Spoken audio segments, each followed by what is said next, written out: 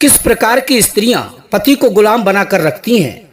जय श्री कृष्णा प्रिय दर्शक बंधु, एक बार पुनः स्वागत है आप सभी मित्रों का आपके अपने चैनल दर्पण ज्ञान गागर यूट्यूब चैनल में।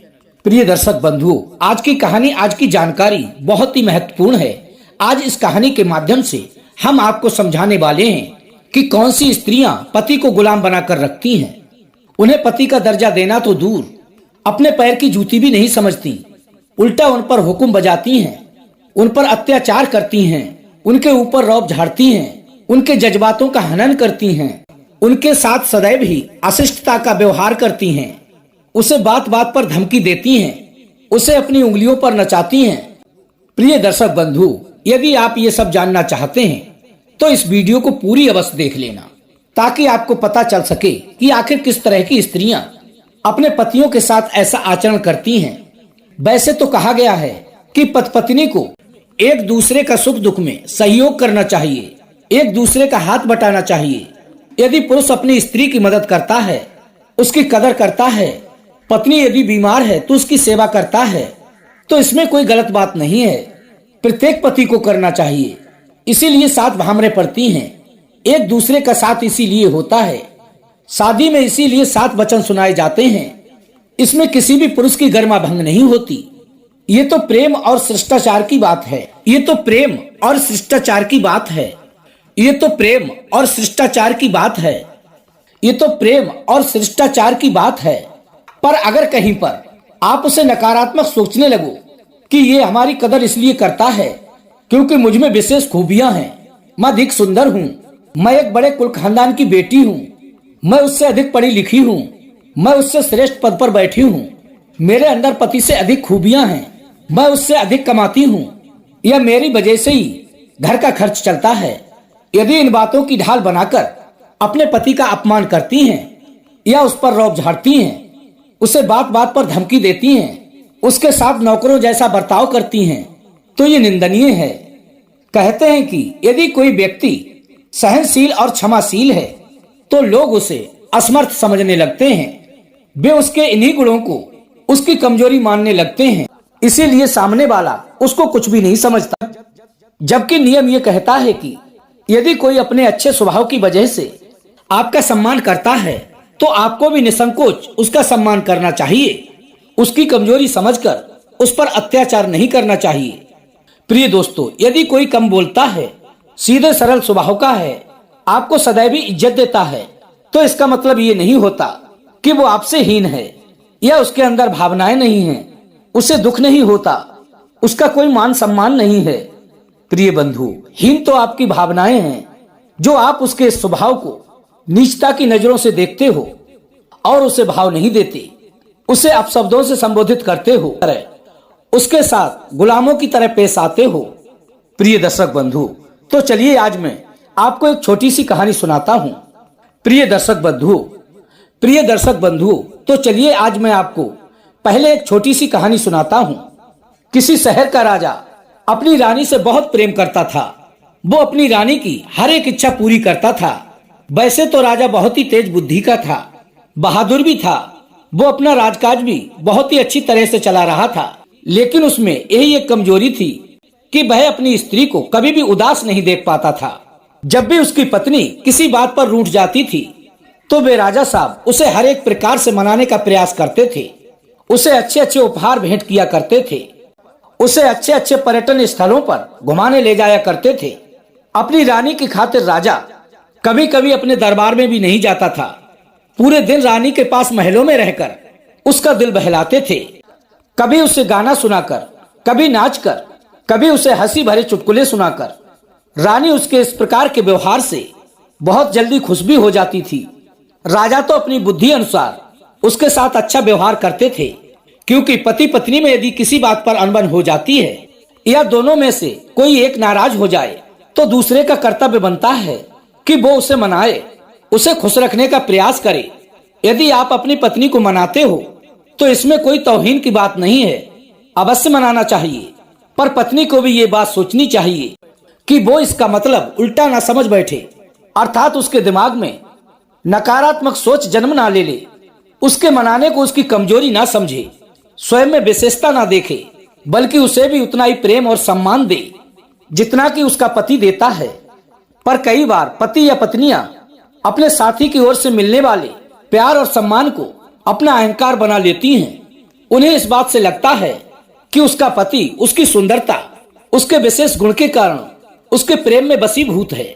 यही सोचकर वे छोटी छोटी बातों पर रूठना शुरू कर देती हैं और देखती हैं कि उसका पति उसे मनाएगा कि नहीं, चाहे पति की गलती हो या ना हो।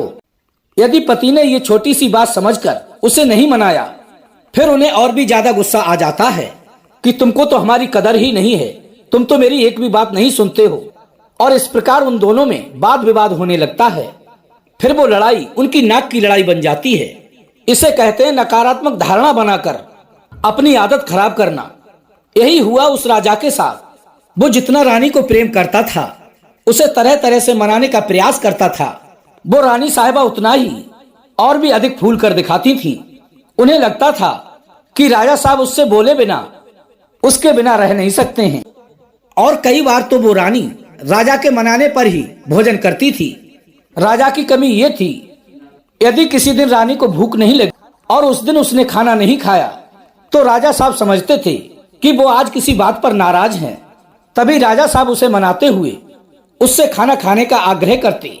तो वो रानी ये तो नहीं कहती कि आज मुझे भूख नहीं है इसलिए नहीं खा रही हूँ, बल्कि वो उनसे इस तरह पेश आती जैसे वो वास्तव में किसी बात से उससे नाराज है। अब तो रोज ऐसा करने की उसकी आदत बनती चली गई। उस रानी का हट दिन पर दिन बढ़ता ही जा रहा था। उस राजा के घर में प्रतिदिन रूठना मनाना चलता रहता था। एक दिन की बात वो रानी किसी बात पर रूठकर अपने मायके चली गई। राजा को लगा ना जाने उससे कौन सी बड़ी भूल बन गई है जो कि उसकी प्राण प्रिय उसको छोड़कर चली गई। उस दिन राजा ने रानी की याद में पूरे दिन भोजन तक नहीं खाया। यहाँ तक कि रात में उसने अपने महल में दीपक तक नहीं जलाया। राजा की बेचैनी देखकर समस्त दास दासियां हैरान हो गए, मगर राजा की उदासी जानने की हिम्मत किसी में भी नहीं थी। किसी ने भी राजा साहब से जाकर ये नहीं पूछा कि महलों में अंधेरा क्यों है। कहते हैं कि राजा लोगों का जीवन आम लोगों से बिल्कुल अलग होता है। उनकी तो एक अलग ही दुनिया होती है। कोई उनके पास जाकर उनका हाल भी नहीं पूछ सकता। वे तो बस अकेले में गीली लकड़ी की आग की तरह पड़े पड़े सुलगते रहते हैं। अब तो रानी की याद में पूरी रात उस राजा को नींद नहीं आई। किसी भी प्रकार से करवटें बदल बदल कर रात बिताई।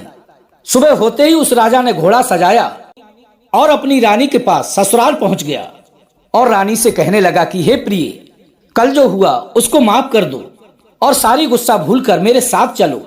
तुम्हारे बिना वो महल मुझे खाने को दौड़ रहा है। राजा को अत्यंत अनुनय विनय करते हुए देख रानी ने अपनी आंखें मटकाते हुए कहा कि हे महाराज, अब मैं तुम्हारे साथ नहीं जाऊंगी।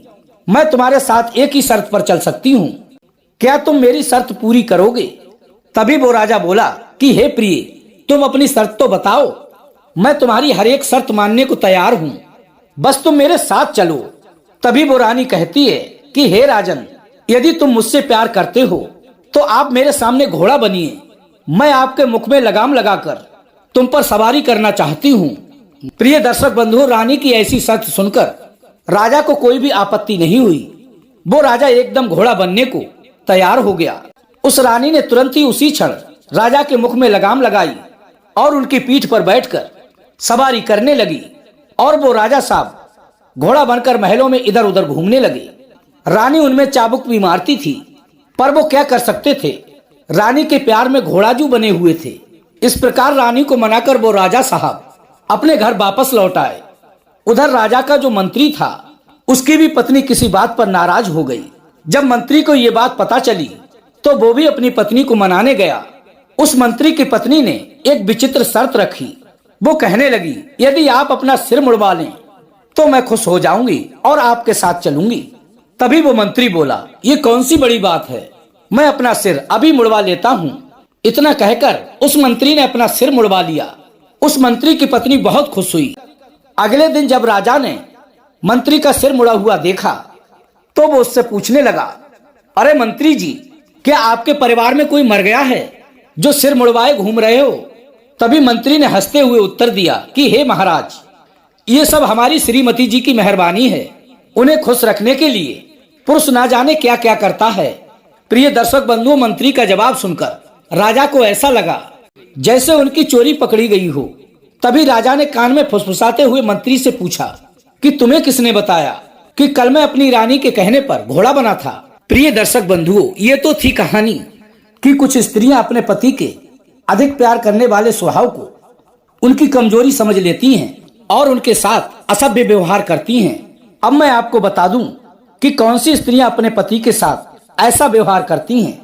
नंबर 1, जो स्त्री उदंड हो, जिसे अपने माता पिता के घर से ही कोई अच्छे संस्कार प्राप्त ना हुए हों, जो शुरू से ही स्वतंत्र रही हो, मन में आया वहां गई, मन में आया वो किया, मन में आया वो खाया, कभी किसी ने उसे समझाने का प्रयास ही नहीं किया। उसके माँ बाप ने भी उसे पूरी छूट दे रखी हो, चाहे जितनी मर्जी हो शौक करो।